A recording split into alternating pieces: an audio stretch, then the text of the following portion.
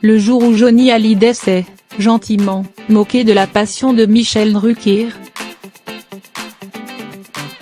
Si Johnny Hallyday s'est longtemps méfié de Thierry Ardisson et de son émission Tout le monde en parle, le taulier a entretenu une toute autre relation avec un autre célèbre animateur du PAF, Michel Drucker. À force de rencontres publiques et privées, de dîners chez des amis communs, rockers et animateurs ont lié au fil des années une amitié sincère. Ils avaient d'ailleurs a priori une passion commune, celle des deux roues. À une différence près cependant, entre ces deux roues, Johnny aimait avoir un moteur, sur son cadre, le logo Harley-Davidson. À la même époque, Michel Drucker, en vrai passionné de cyclisme, opte lui plus volontiers pour un vélo de course. Cette passion, l'animateur vint un jour tenter de la faire partager à son grand ami et aux grandes dames de Johnny Hallyday.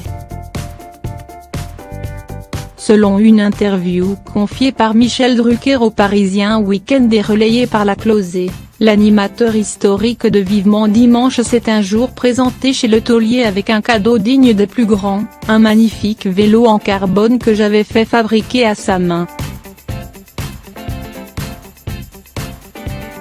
Peu de temps avant, Michel Drucker était parvenu à convaincre Johnny de se mettre au vélo même s'il ne jurait que par sa Harley-Davidson.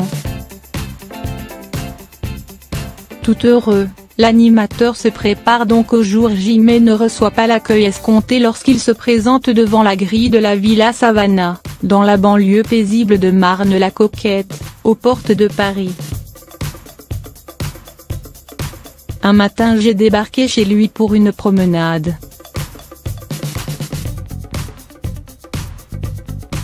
Mais il n'a pas aimé mon look de cycliste, se rappelle l'animateur.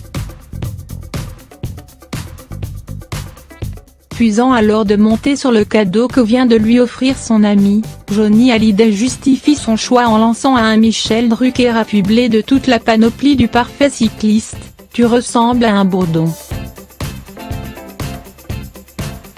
Le célèbre animateur de France Télévisions ne parviendra finalement jamais à transmettre l'amour du cyclisme à son grand ami.